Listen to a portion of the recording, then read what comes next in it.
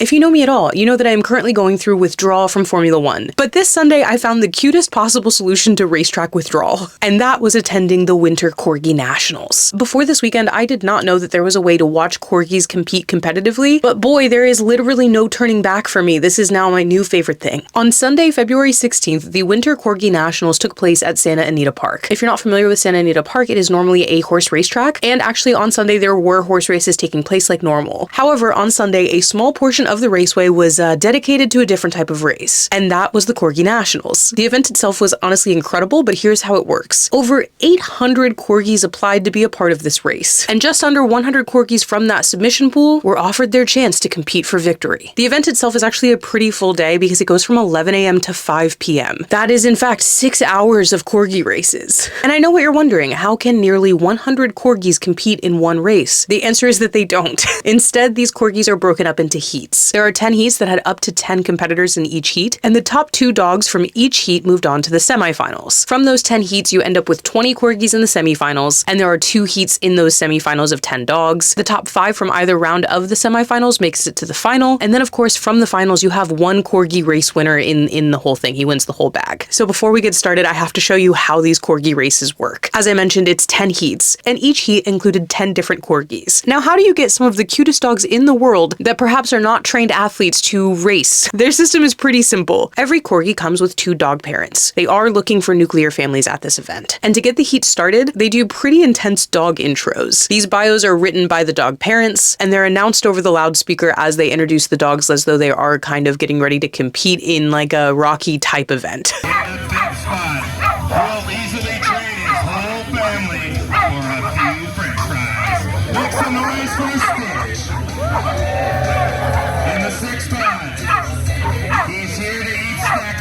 And win races. Make some noise for Cora. Enjoys eating poop occasionally. Make some noise for Hazel. Now, as you're going through the intros, each of those dogs are brought out and kind of paraded around, and then one set of dog parents waves at the dogs, and they go to the other end of the track. The other half of the dog parent crew gets their dog inside their little cubby hole. And then once the gates are lifted, the idea is that the corgi can see their other dog parent at the other end of the track, and that they're gonna race to that person. I spoke to a couple of the dog parents and asked them how they make this work, and they basically said you can do what you need to do to get your dog's attention. You can have treats, you can have a toy, you can shake, you can shout, anything you need to do to get your dog's attention on you and get that dog down the track. And it's pretty immediate. I will show you some footage of a dog race.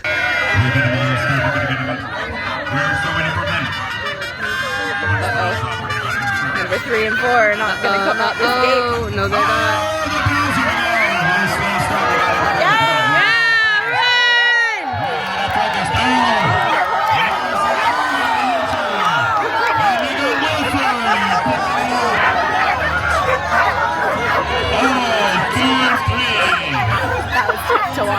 It was a hard one. Oh! You're late to the game, buddy, but look at the fastest dog.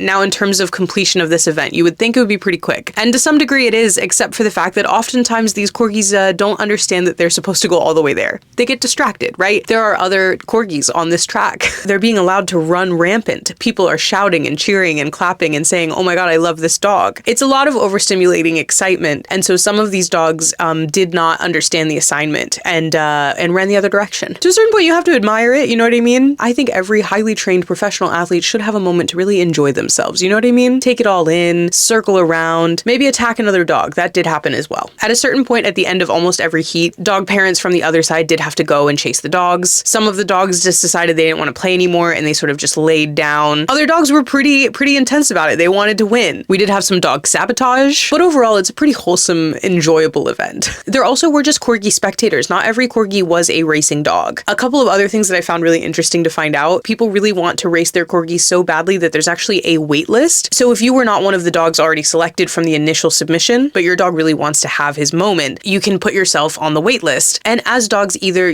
fall asleep throughout the day, don't show up to their race call, get a little stage fright, they call dogs off of the wait list. Now, one of the best things that you can do for yourself if you attend this event is to go into the section where these corgis are getting suited up for their race. As the heats continue throughout the day, each corgi has to check in for their heat. They are then fitted for one of these racing bibs. They have different sizes, different colors, and different numbers. They get ready, they get suited up, they get hyped up. I saw these dog parents getting really excited and getting their dog pretty hyped up, kind of, making sure that they're as excited as possible before they race. And then also this is where the corgis are called from, either the wait list or from not showing up. I highly recommend just standing over there for a couple of minutes because you'll get to hear things like Rigatoni the Corgi, we're calling for Rigatoni the Corgi. Some other notable corgi names included Lorelei. There were 2 Kirbys on the list this year, Pickles, Oreo, Pumbaa. The list of corgi names actually may be one of my favorite things about this event. But I definitely was glad that I went behind and got to see the kind of behind the scenes action of these corgis getting ready to race. Everybody's got a different system, you know what I mean? Sometimes champions are built, not born, and this is an event that proved that for me. Outside of the corgi racing itself, there were a number of different activities that you could do. There's a lot of corgi-based shopping, both for humans and animals. They had some pretty snazzy outfits that you could have gotten. They did have a number of food trucks available. And then there's also a play area for kids with carnival games and bounce houses and things like that. But honestly, one of my favorite things was just getting to talk to all of these different dogs. Dog people, in my opinion, are some of the best people. And especially if you're the kind of person who brought your dog to Corgi Nationals, something tells me you're a pretty friendly person. And what was incredibly important to me at this event was the corgi fashion. I met a number of dogs who allowed me very graciously to film their outfits. This dog was one of my favorites because he was full kind of Mario Kart inspired gear, and he also had his own face on a banner, and I don't know that you can beat that. I also met a dog who had a hat that said Pet Me, a dog that had a hat that said Dodgers on it, and a dog who was wearing a backwards baseball cap that maybe was not very thrilled about wearing the backwards hat, but I love this frat boy dog. I also met this dog who likes sunglasses and a cool stroller, and pretty much every person that I asked, can I film your dog? They were like, absolutely. And not only that, some of them even held treats to allow them to pose. These dogs are so friendly and so fun. I'm going to tell you a little bit about the event itself and your experience if you were a human being attending this event. First of all, parking is included, which I thought was pretty cool. You park in lot 6, which is further from the drive, but actually exactly where you want to be in terms of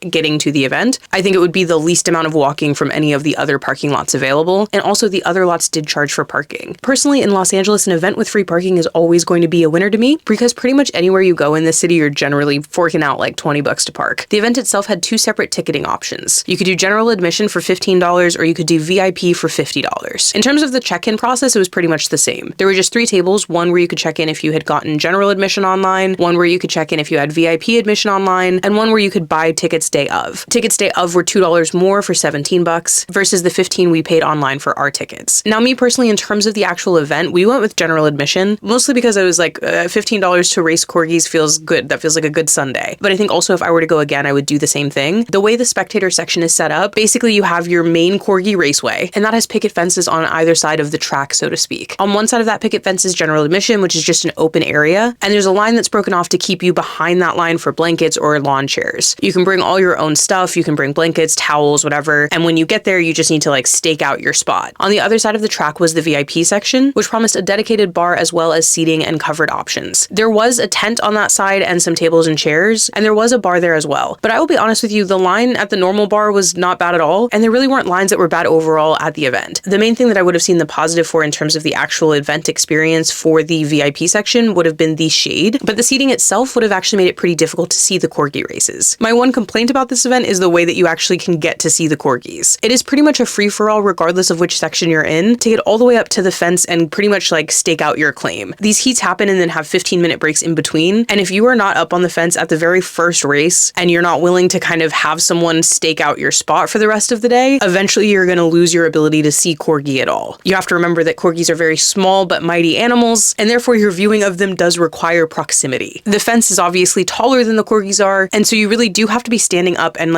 really up against the fence if you want to be able to see them at all. That being said, the VIP ticket did come with some other bonuses, so if you were a merch person, this could have been a benefit for you. Depending on when you bought your ticket, you either got a t-shirt or a tote bag with a sticker pack, and the t-shirts that were being sold at the event were $20 to $30 depending on which t-shirt you wanted, and you also got a $5 betting voucher for the horse races if you wanted to go over to the other side of the track. So in terms of your $50 tickets, $25 to $35 worth of it is actually merch and betting tickets, and everything else is just access to that other section. section. For me, it wasn't worth it, but if you were going to buy a t-shirt as well as bet on horses, it pretty much would come out to the same cost as buying a general admission ticket and then buying the t-shirt itself. So overall for me, Corgi Nationals is a big hit. I did wish there was a little bit better crowd management, especially because there were a lot of kids that were trying to get to the front that couldn't necessarily see. And then also if those kids like needed to go to the bathroom or get something to eat, you pretty much lost your chance of seeing the corgis up close. But again, this is a pretty chill kind of fun event that's really low cost and really just seemed like a grand way to kind of enjoy yourself and have some corgi racing happening. And for me, yeah, it did give me a day back at the racetrack until F1 gets back. My other big request of Corgi Nationals is to allow us to bet on the corgis. I don't know if it would be legal or if they need like a betting license or something like that, but I'm willing to walk over to the horse track and place my corgi bets. I really would like to have like a racing pamphlet like they have for the horses where I can learn about the corgis and determine how much I think he's gonna really bring to my luck. I would like to be able to bet a trifecta on the Corgi Nationals. I just think that there's something really whimsical about the idea of like betting on corgis winning. These are the Queen's dog and they are racing at the peak of their ability, and I think we should be allowed to bet on it. Anyways, overall, yes, I would attend the Corgi Nationals again. I hope all of the corgis that attended believed that they did their best, got extra treats from their family, and understand that they gave me a wonderful Sunday.